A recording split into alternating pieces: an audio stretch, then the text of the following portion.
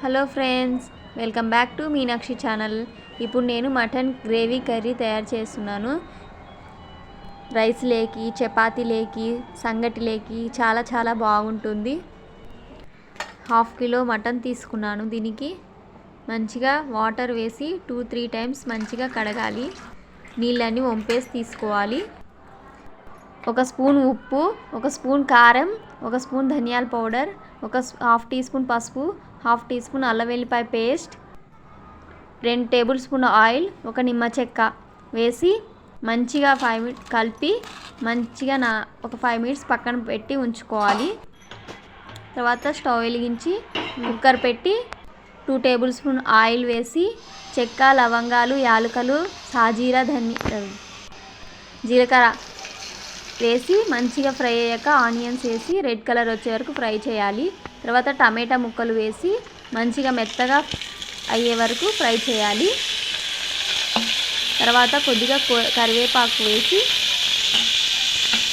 మంచిగా 3 minutes fry చేసి ఉంచాలి. తర్వాత 1/2 టీ స్పూన్ పసుపు వేసి 1/2 టీ స్పూన్ అల్లం వెల్లిపాయ పేస్ట్ వేసి మంచిగా ఫ్రై చేయాలి.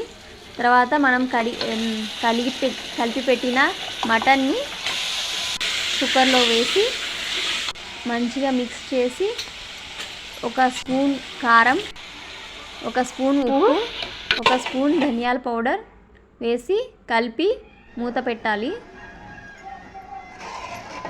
ఒక 3 మినిట్స్ తర్వాత తీసి చూస్తే మంచిగా ఆయిల్ పైకి వస్తూ ఉంటుంది.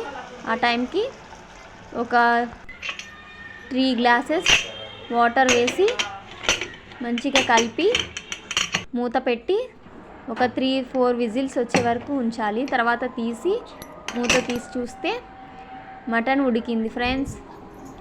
ఇప్పుడు దీంతో సాల్ట్ చూసి ఇంకా మీ టేస్ట్కి తగ్గట్టు వేసుకొని అన్నంలో కానీ చపాతీలో కానీ సర్వ్ చేసుకొని తింటే చాలా బాగుంది. ఇప్పుడు వేడి మటన్ కర్రీ తయారైపోయింది. లైక్ చేయండి, షేర్ చేయండి, కామెంట్ చేయండి, సబ్స్క్రైబ్ చేసుకోండి. Okay friends.